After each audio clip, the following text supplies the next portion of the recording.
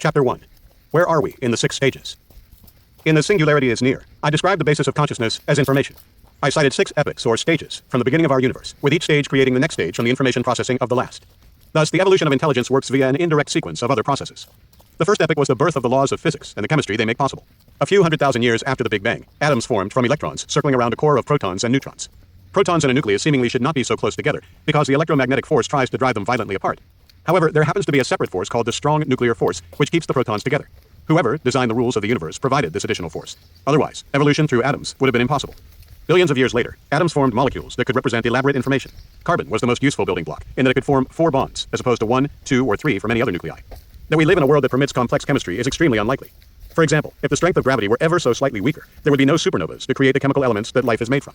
If it were just slightly stronger, stars would burn out and die before intelligent life could form.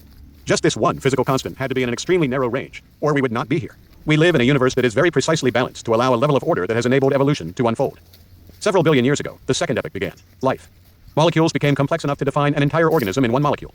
Thus, living creatures, each with their own DNA, were able to evolve and spread. In the third epoch, animals described by DNA then formed brains, which themselves stored and processed information. These brains gave evolutionary advantages, which helped brains develop more complexity over millions of years.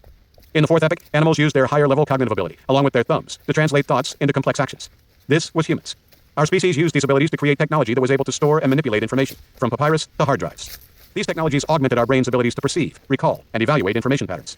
This is another source of evolution that itself is far greater than the level of progress before it. With brains, we added roughly 1 cubic inch of brain matter every 100,000 years, whereas with digital computation, we are doubling price performance about every 16 months.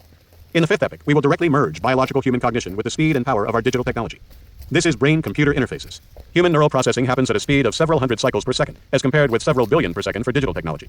In addition to speed and memory size, augmenting our brains with non-biological computers will allow us to add many more layers to our neocortices, unlocking vastly more complex and abstract cognition than we can currently imagine. The sixth epoch is where our intelligence spreads throughout the universe, turning ordinary matter into computronium, which is matter organized at the ultimate density of computation. In my 1999 book, The Age of Spiritual Machines, I predicted that a Turing test, wherein an AI can communicate by text indistinguishable from a human, would be passed by 2029. I repeated that in 2005's The Singularity is Near. Passing a valid Turing test means that an AI has mastered language and common sense reasoning as possessed by humans. Turing described his concept in 1950, but he did not specify how the test should be administered. In a bet that I have with Mitch Kapoor, we defined our own rules that are much more difficult than other interpretations. My expectation was that in order to pass a valid Turing test by 2029, we would need to be able to attain a great variety of intellectual achievements with AI by 2020. And indeed, since that prediction, AI has mastered many of humanity's toughest intellectual challenges, from games like Jeopardy and Go to serious applications like radiology and drug discovery. As I write this, top AI systems like Gemini and GPT-4 are broadening their abilities to many different domains of performance, encouraging steps on the road to general intelligence. Ultimately, when a program passes the Turing test, it will actually need to make itself appear far less intelligent in many areas, because otherwise, it would be clear that it is an AI. For example, if it could correctly solve any math problem instantly, it would fail the test. Thus, at the Turing test level, AIs will have capabilities that in fact go far beyond the best humans in most fields. Humans are now in the fourth epoch, with our technology already producing results that exceed what we can understand for some tasks.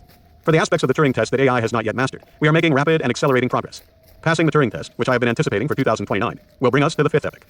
A key capability in the 2030s will be to connect the upper ranges of our neocortices to the cloud, which will directly extend our thinking. In this way, rather than AI being a competitor, it will become an extension of ourselves.